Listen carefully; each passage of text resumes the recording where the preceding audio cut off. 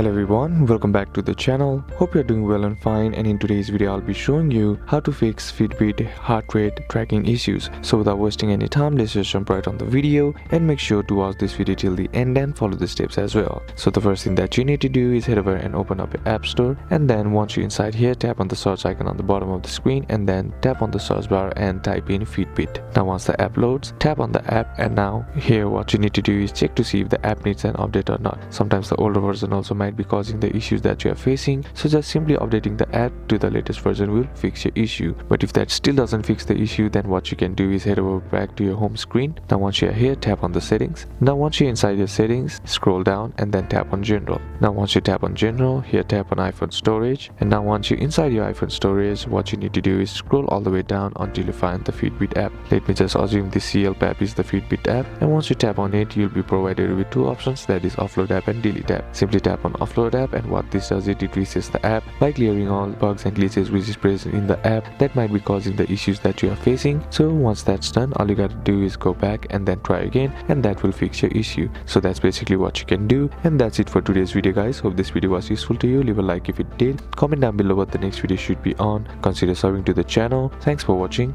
Bye bye.